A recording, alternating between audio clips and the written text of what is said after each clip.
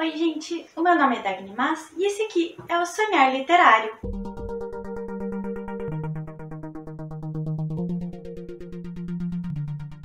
No vídeo de hoje eu trouxe uma pilha de 15 livros para fazer um book haul para vocês. Então já tá tudo tiradinho do plástico para ficar mais rápido. Alguns aqui eu não lembro mais sobre o que são, porque já faz um tempinho que eu comprei esses livros, eu fui esperando chegar a uma certa quantidade para poder mostrar. Então eu vou começar aqui com A Portrait of the Artist as a Young Man, do James Joyce, que na verdade eu comprei achando que era um outro livro, mas tudo bem, ele foi baratinho.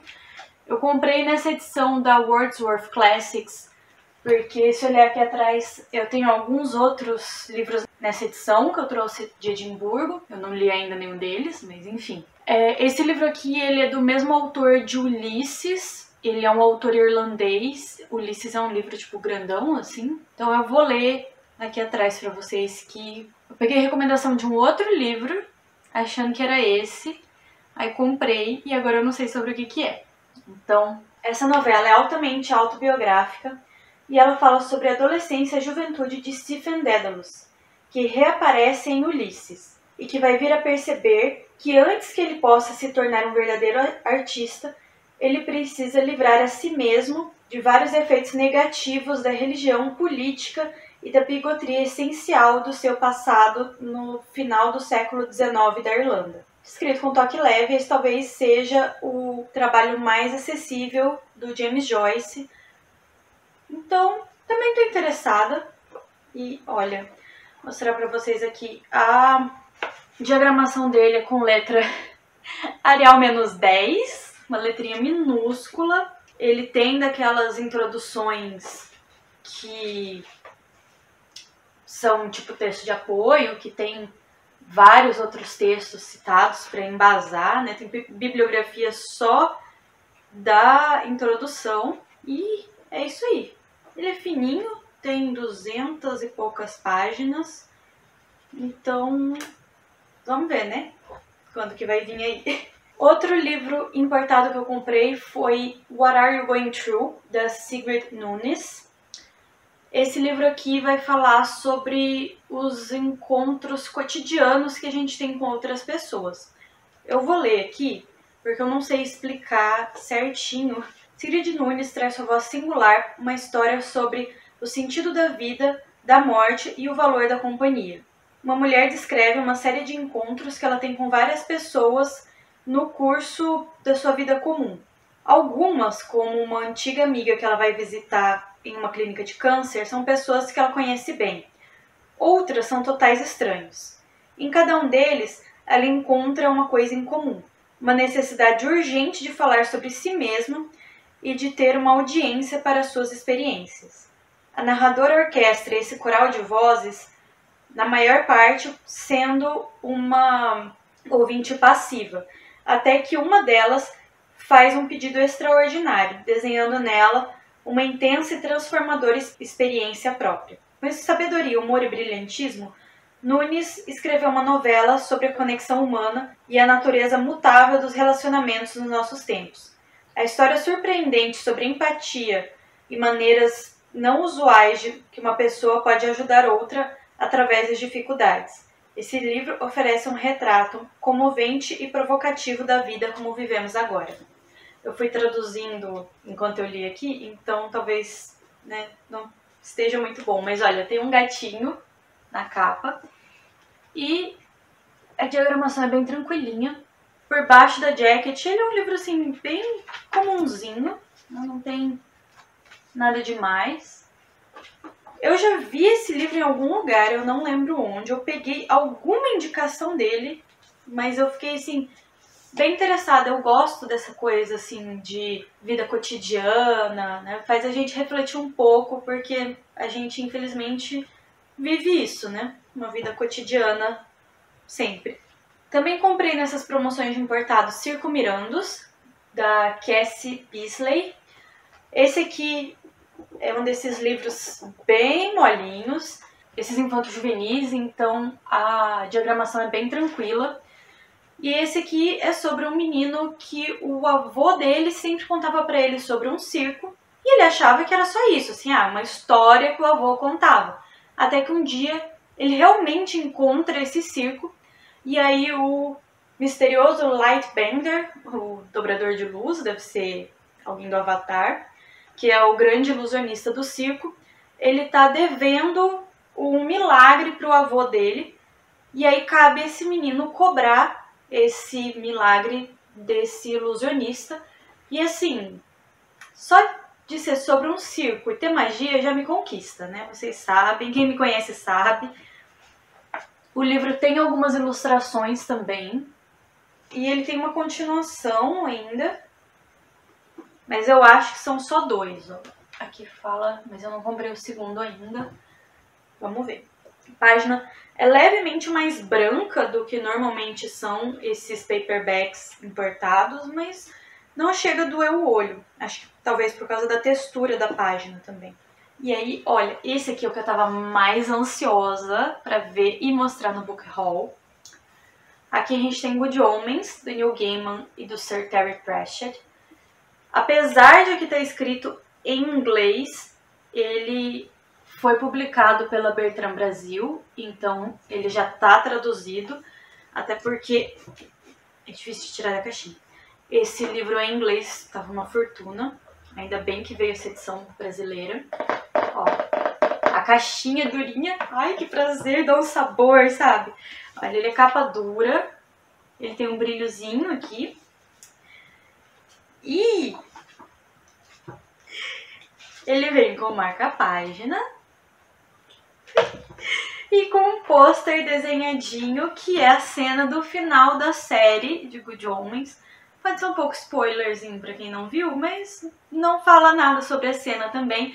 É só um brinde pelo mundo. Ai, eles são lindos, o meu casal! Esse aqui é o Aziraphale, o anjo, e Crowley, o demônio. Ou o anjo caído também. E nessa história que eu já li, na verdade, eu li a edição da Conrad, assim, quase 15 anos atrás. Foi 13 anos atrás, mais ou menos. Esse livro ele é ilustrado, com ilustrações coloridas. Ai, olha que lindo! E ele vai falar sobre o fim do mundo. Mas o que acontece aqui? O Crowley e o Aziraphale, eles se conhecem desde o começo do mundo e eles decidiram viver na Terra com os humanos, porque eles amam a vida terrena e a humanidade. Cada um deles foi desenvolvendo seus hobbies e tem as coisas que eles amam mais em estar por aqui, até que chega um momento em que vai vir o apocalipse. E aí, eles, como amam muito a Terra e a humanidade, decidem que ainda não estão prontos para que essa vida que eles conhecem acabe. Então, eles decidem que eles vão parar o apocalipse. O apocalipse vai vir através do anticristo, como diz a Bíblia. Esse aqui é, vamos dizer, meio que uma fanfic bíblica. E o Crowley, como um demônio respeitado no inferno por saber fazer bem ali seus trabalhos burocráticos, escrever ótimos relatórios, apesar de não fazer grande coisa na vida, ele ficou responsável de trazer o anticristo para a Terra. Então ele pega lá no inferno, realmente traz esse filho de Lúcifer, e ele deveria entregar em o local onde é feito esse parto, e ele deveria entregar esse neném a uma família de satanistas que iria criá-lo nos moldes ali da educação demoníaca, digamos assim, para que esse anticristo crescesse mal e acabasse com a Terra e o inferno vencesse. Mas o plano que ele monta com Aziraphale faz com que tenha mais um parto acontecendo, né, nesse mesmo convento. E aí os nenéns são trocados e o anticristo vai para uma família britânica completamente comum. E os dois, o Crowley e o Aziraphale, vão se tornar meio que padrinhos dessa criança. Eles vão criar o neném juntos. Ai, muito fofo. E eles vão ensinar a criança tanto o bem quanto o mal. Para que essa criança tenha essas duas influências e as duas se anulem e ela acabe crescendo como uma criança neutra, normal e que não acabe com o mundo, e os dois possam dizer para os seus respectivos lados que, olha, fiz meu trabalho. E é basicamente isso. Assim, depois a criança cresce e aí a gente vai acompanhar também um pouco dessa criança. E eu recomendo muito também a série, porque o Neil Gaiman, um dos escritores, ele foi o showrunner da série, então e o roteirista, se não me engano, e ele fez essa série como uma homenagem para o Sir Terry, que já é falecido, e ele decide criar essa série de televisão que tem na Amazon Prime para contar a história exatamente como ele e o amigo imaginaram que deveria ser. Então, na verdade, a série de televisão tem mais coisas até do que o livro, porque tem algumas coisas que eles não puderam colocar no livro, porque, enfim, né, livro tem questão de tamanho, quantidade de palavras e tal. Algumas coisas até que eles pensaram em colocar num possível segundo volume que nunca foi escrito, então eu recomendo muito. Essa edição aqui, eu já mostrei algumas ilustrações, mas eu vou mostrar um pouquinho mais. Ela também, no comecinho do capítulo, ó, tem algumas ilustraçõezinhas. No finalzinho dos capítulos também tem, ou então quando vai trocando de... vai dar uma interrupçãozinha na cena. Então, é uma edição muito linda, muito caprichada. Eu tô muito feliz. Vocês não têm noção, gente. Nossa, eu fiquei... eu queria tanto essa edição, tanto essa edição. Aqui a Morte, um dos Cavaleiros do Apocalipse, que vai aparecer na história. E... meu amorzinho, sabe? Eu devo acabar relendo esse livro, porque, né, eu amo muito essa história. E aí, talvez eu faça um vlog pra vocês, comentando e tal. Eu já tenho uma coleção de Good Omens, porque eu tenho o livro em português, da Conrad, eu tenho o livro em inglês, porque foi um dos primeiros também que eu li em inglês, que como eu já tinha lido em português, né, ficou mais fácil para eu poder reler em inglês e entender. E aí agora eu tenho esse aqui, eu tenho também aquele que é a versão que é o script book. Ai, eu amo toda essa série. Cadê? Olha aqui meus nenéns. Ah, tão feliz. Tá. Continuando. Aqui também tenho Os Tapeceiros de Cabelo, do Andreas Esbach. Esse aqui foi publicado pela Morro Branco. Vem com um marca-página, como todos os livros da editora. A folha de guarda é bonita, né? O comecinho aqui é bonito. A diagramação também é bem ok. Eu vou ler aqui atrás porque eu não sei resumir esse livro também. E se os rumores forem verdadeiros? Desde tempos imemoriais, homens entrelaçam nós intrincados para produzirem os tapetes da corte do imperador. As peças são feitas com os cabelos de suas esposas e filhas, com fios de todas as cores e texturas. A minuciosa arte dos tapeceiros é passada de pai para filho e cada peça exige uma vida inteira de trabalho para ser concluída. Entretanto, nada é eterno. E se os rumores de que o imperador foi derrubado forem verdadeiros? A dúvida se insinua em uma sociedade arcaica e imóvel, e uma nova realidade se prepara para romper costumes e tradições imutáveis. Os segredos do imperador estão na iminência de serem revelados. E aí aqui é a parte que me deixou mais curiosa sobre esse livro, porque aparentemente ele parece ser alguma coisa, sei lá, meio Oriente Médio, por causa da tapeçaria, alguma coisa meio século XIII, XIV, né?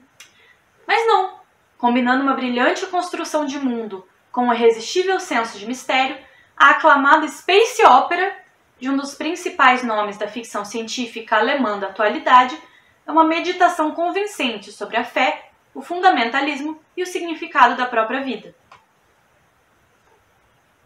E aí eu fiquei curiosa para saber o que tem, assim, como que vai ser um sci-fi.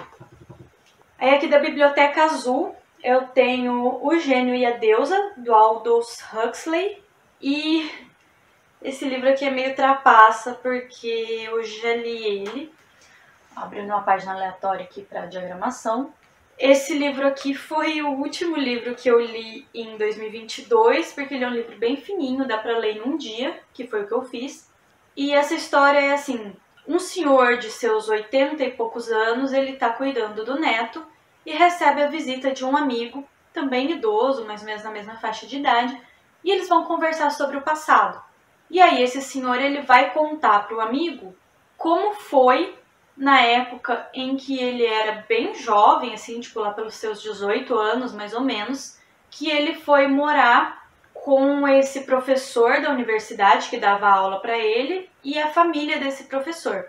Então, esse senhor, ele tinha sido criado por uma mãe muito rigorosa, muito religiosa, que quando o pai dele faleceu, ela passou a se tornar muito controladora com ele e eles tinham um relacionamento assim meio distante justamente por esse excesso de controle da mãe. E aí ele encontra uma certa liberdade indo para a faculdade. E aí, como ele não tinha dinheiro no começo, ele vai morar na casa do professor, que é o gênio, e da família dele, que no caso é a esposa, que é a deusa. E aí depois, mesmo o rapaz já recebendo um certo dinheiro pelo trabalho de pesquisa que ele faz com o professor, ele já está fazendo parte ali da família. O casal tem uma filha e um filho que também se apegam muito a esse rapaz, que ele vai contar assim todas as fofocas e todos os bafões da época em que ele viveu com esse professor. É basicamente isso. Eu estranhei um pouco o livro, para falar a verdade, porque eu comprei por causa do autor. Ele é o autor de Admirável Mundo Novo, que é um dos clássicos do sci-fi. E aí eu meio que não estava esperando que eu acho que é uma novela, que essa novela fosse tão cotidiana. É um livro bem legal de ler, ele também é bem rapidinho, tem muita coisa assim que você fica interessado. Os principais pontos e uma das principais críticas do livro é o relacionamento desse professor, né, o gênio, com a esposa, a deusa, que ela fala que ela fala a deusa porque assim, ela é uma das mulheres mais lindas e deslumbrantes, assim, parecendo uma valquíria. E eles têm um relacionamento meio como se ele fosse mais um filho dela. Um relacionamento de muita dependência. Próximo aqui da pilha é O Papel de Parede Amarelo, da Charlotte Perkins Gilman. A apresentação da Márcia Tiburi. Ele foi publicado pela editora José Olímpio. E ele é um clássico da literatura feminista. Ele, na verdade, é um conto, então as letras dele são bem grandes. O espaçamento também lateral é bem grande, bem confortável de ler. Esse livro aqui, ele foi escrito no final do século XIX, em 1892, e vai falar histórias de uma mulher que ela acaba ficando doente, ela desenvolve depressão, e o marido dela manda ela para uma clínica psiquiátrica, o que no século XIX a gente sabe que, né, ela não vai ser bem tratada. E aí ela ficando trancada nessa clínica psiquiátrica, ela fica nessa sala que tem esse papel de parede amarelo, e ela, além de ficar filosofando, pensando sobre a vida e tal, ela acaba alucinando de tanto olhar para esse papel. A gente vê aqui que é um papel bem intrincado, né? Então, assim, poxa, a capa do livro já é chamativa. Imagina você ficar numa sala com um papel de parede amarelo desse, assim, é uma coisa que machuca os olhos e realmente é uma coisa para te deixar meio doido. Esse livro aqui, ele é um dos queridinhos, assim, dos booktubers gringos, porque eu sempre vejo ele nesses vídeos de indicação de livros para ler em um dia e de livros sobre mulheres desbalanceadas, é Unhinged Woman. Então eu fiquei muito curiosa para ler. E agora vem aí. Bem, o próximo aqui da pilha é A Pediatra, da Andrea Del Fuego. É um livro nacional. Ele tem uns capítulos bem curtinhos, pelo que eu dei uma olhada assim por cima. Aqui é a diagramação. Ele parece ser um daqueles livros assim bem viciantes, porque o livro já sendo curto e os capítulos sendo curtinhos, você lê assim, só mais um capítulo, e a hora que você vê já leu tudo, né? Esse livro aqui, ele fala sobre a Cecília. O pai dela era médico, e aí ela decide fazer medicina para trilhar ali os passos do pai, e ela vai se tornar pediatra. Ela não tem esse instinto materno, o que eu entendo, porque nem todas nós temos, né? Não é uma coisa assim que, nossa, inerente à mulher. E na verdade ela nem gosta de criança. Ela é adepta do parto por cesárea, coisa que eu também entendo. Eu acho que essa é uma decisão que cabe unicamente à pessoa que tá grávida e vai ter o filho. E não é uma decisão nem pro médico, nem para enfermeiro, nem para a família. É só da pessoa que tá gestando. Essa médica, ela se vê perdendo pacientes para vamos dizer, concorrente que aparece, que é um homem que ele trabalha com essa questão do parto humanizado e inclusive acompanhado por doulas, coisa assim que ela detesta. Aparentemente, na verdade, eu acho que ela detesta não só crianças, mas pessoas, mas tudo bem. E a outra coisa que eu sei sobre esse livro é que ela vai ter um caso com o pai de uma das crianças que ela faz o parto. Como que essas duas coisas da história dela vão se entrelaçar e o que uma coisa tem a ver com a outra, aí eu já não sei, mas com certeza eu devo ler esse livro esse ano, ele tá na minha TBR. Ah, esqueci de falar que esse aqui ele foi publicado pela Companhia das Letras. Outro livro que eu espero ler esse ano também, porque na verdade nem todos que estão aqui eu espero ler esse ano, é A Natureza da Mordida, da Carla Madeira, mais um livro nacional. Esse aqui é aquela edição com a pintura trilateral. Ele tem o mesmo azul que tem aqui o nome dela. Foi publicado pela Record. Eu comprei ele só por causa da autora, então eu vou ter que ler aqui o...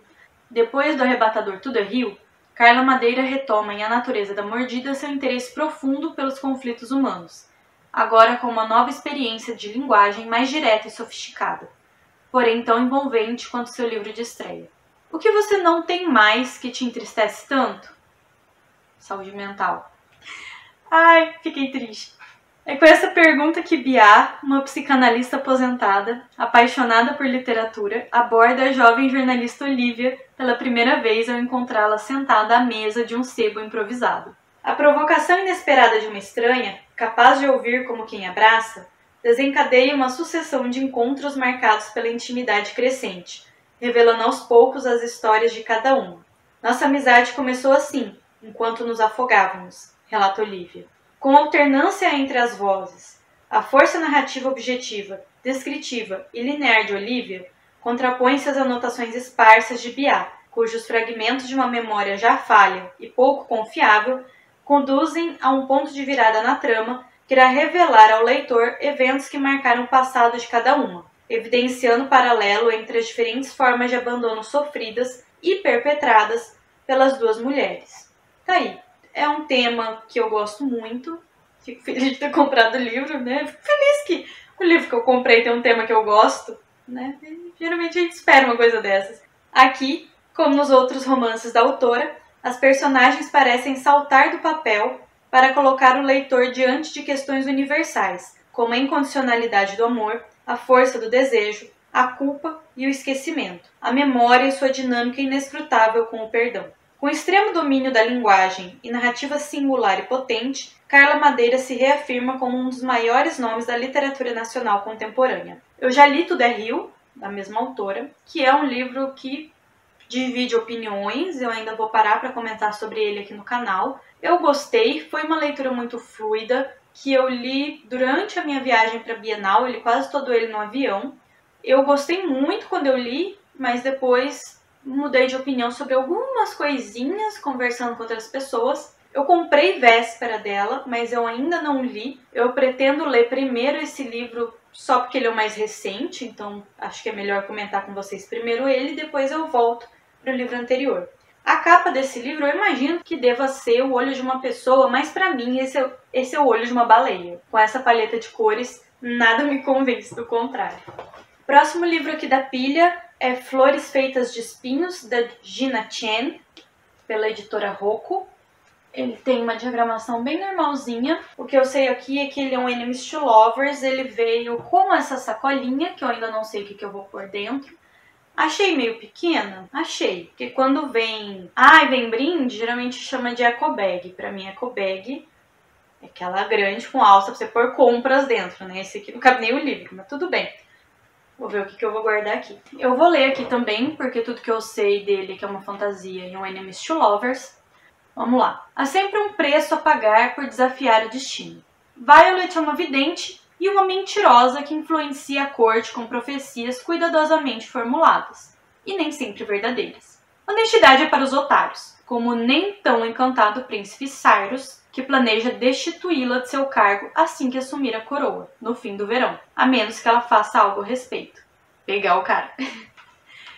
Mas quando o rei pede que ela invente uma profecia sobre Cyrus encontrar seu verdadeiro amor no próximo baile, Violet, sem querer, dá início a uma temida maldição. Quem nunca, né?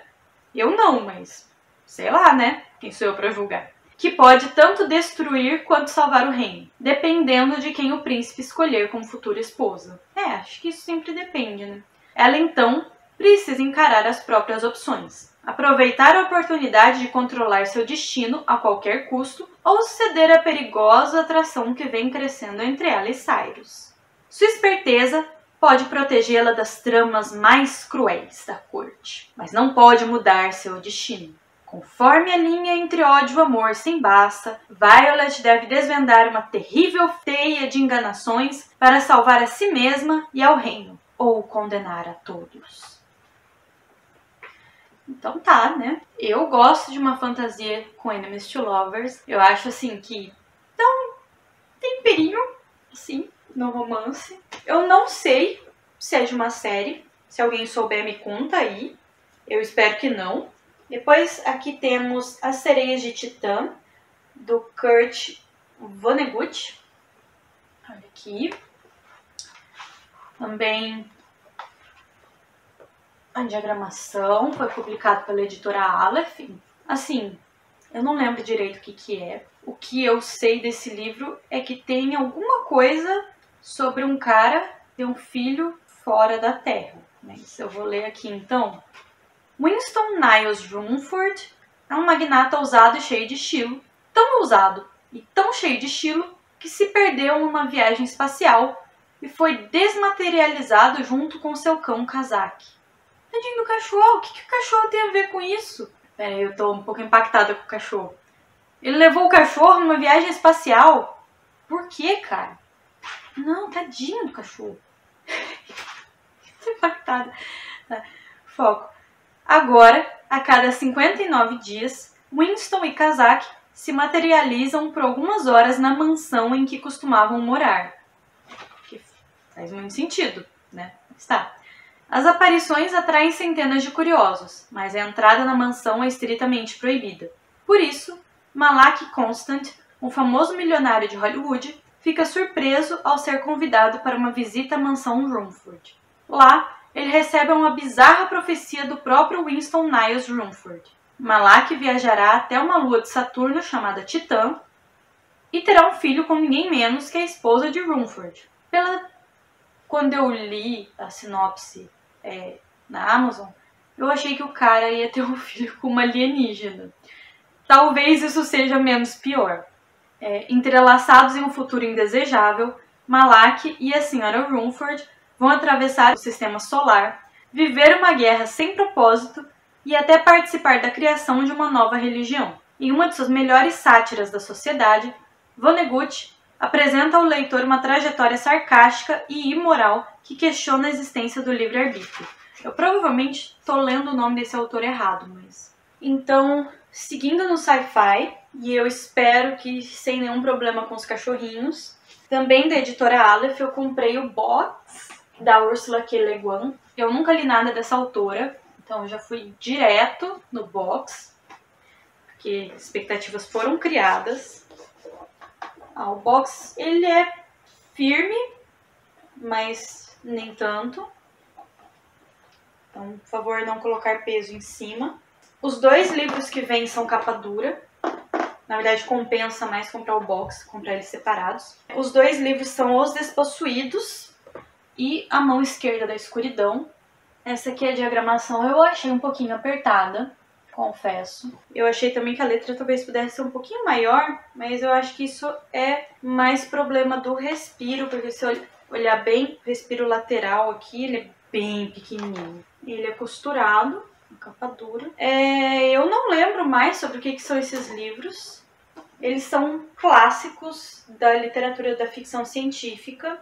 Eu sei que tem alguma coisa de questionamento de gênero aqui, que os alienígenas são tipo meio que não binários, e aí eles têm essa definição de gênero entre homem e mulher só quando tá na época de, entre aspas, acasalar, mas eu não lembro de nada além do questionamento de gênero desses livros. Então é isso aí, né?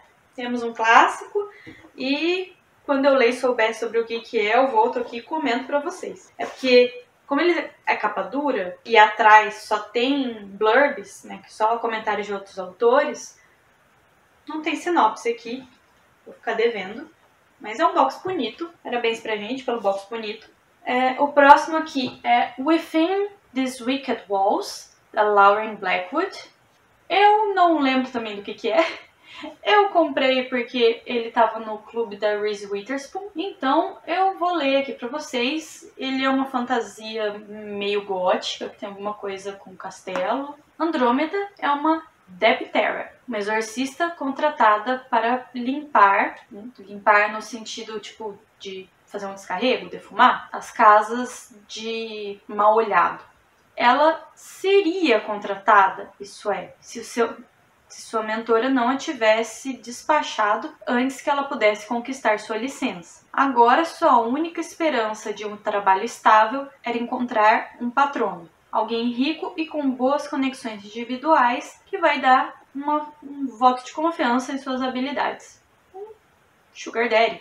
Quando um belo jovem herdeiro chamado Magnus Rochester entra em contato para contratá-la, Andrômeda aceita o trabalho sem nenhum questionamento. Não importa que ele é rude, exigente e excêntrico, ou que o contrato vem com um número absurdo de regras, e que quase uma dúzia de Deptera se demitiram antes dela. Se Andrômeda quiser ganhar dinheiro para viver, ela não tem escolha. Mas antes que ela perceba que esse trabalho não é como qualquer outro, com manifestações horríveis a cada momento, e que Magnus está escondendo muito mais do que ela foi treinada para lidar, morte é a coisa mais provável que vai acontecer se ela ficar. E a razão que qualquer Deptera antes dela se demitiu. Deixar Magnus para viver com sua maldição sozinho não é uma opção, porque, céus a ajude, ela se apaixonou por ele.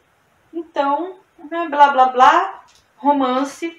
Aqui ele comenta que é um conto de fadas gótico, que é comparável com aquele gótico mexicano e Jane Eyre, que eu não li, nenhum dos dois, mas eu já estudei tanta coisa sobre Jane Eyre que eu tenho assim, tipo, parceira, vou ler.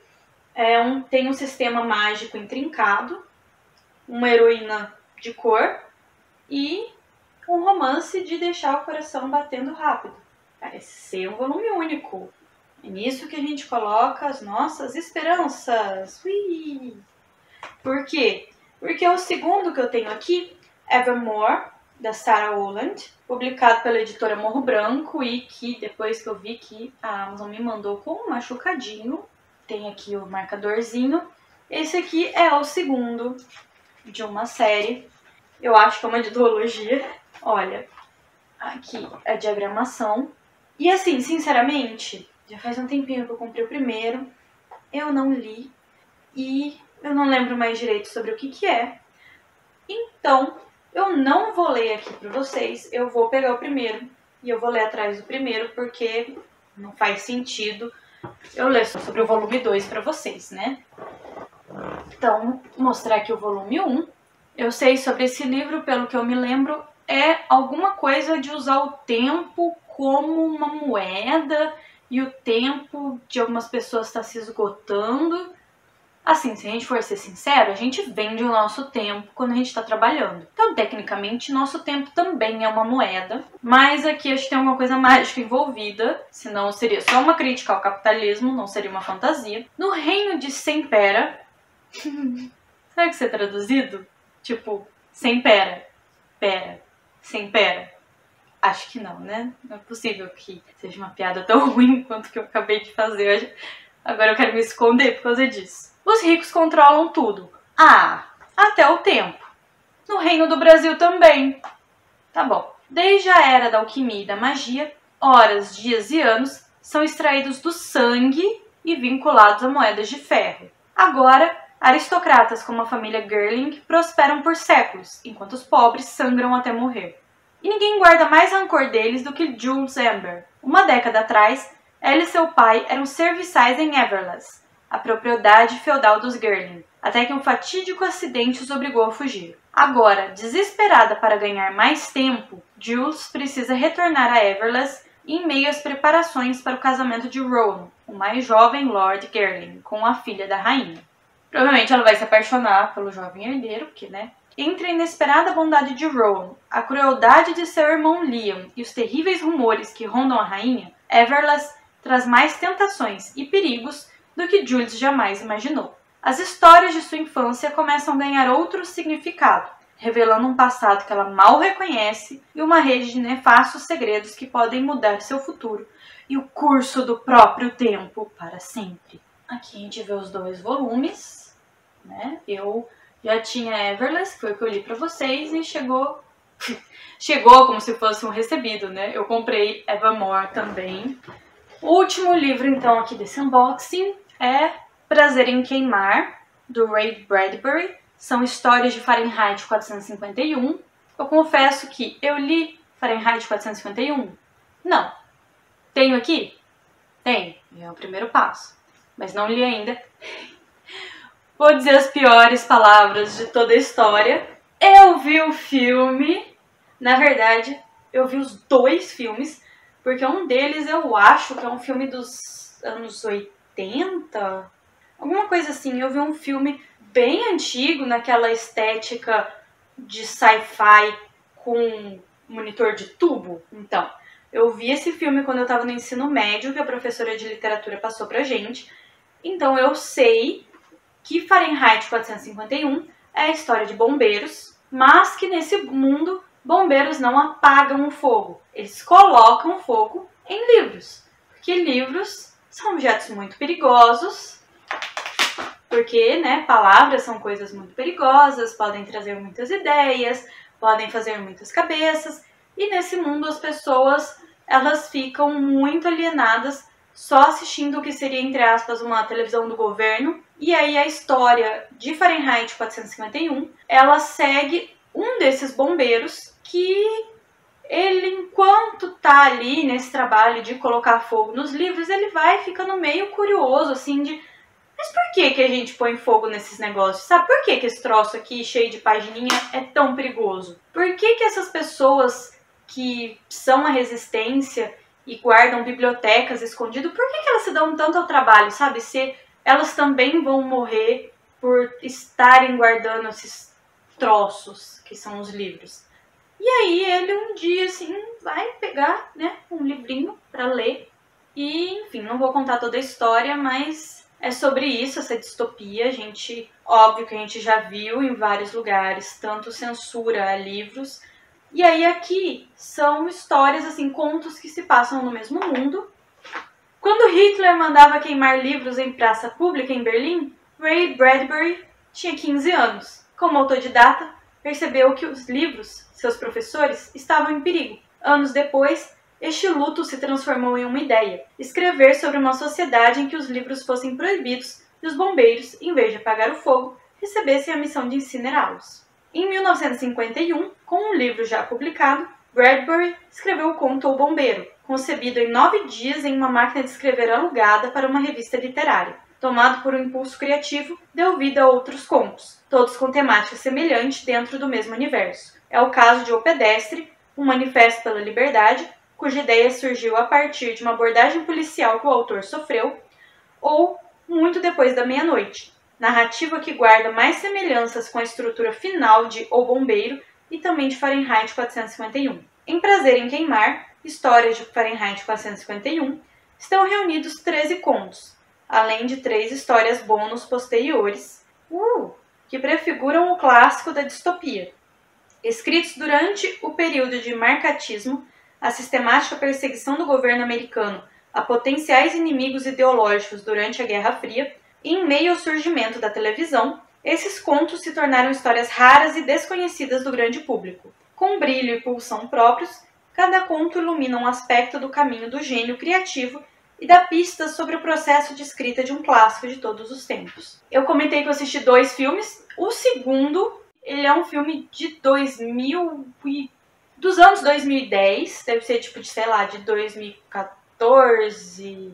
E ele já dá uma ideia assim um pouco mais fantasiosa. Ele acho que já sai um pouco mais dos moldes aqui de Fahrenheit 451, mas vi os 2 filmes, não li o livro, não posso julgar muita coisa, né? Então, é isso aí, eu fico aqui por hoje. Se você gostou do vídeo, deixa o like, se inscreve no canal, ativa o sininho para saber quando eu postar mais coisas. Lembrem que eu tenho o linkzinho da Amazon aqui na descrição também. Se quiserem comprar algum desses livros aqui que eu falei a respeito, ou que eu li alguma coisa a respeito, ou na verdade qualquer outra coisa, eu recebo uma comissão e você não paga nada mais por isso. Obrigada pela audiência, até a próxima e tchau, tchau!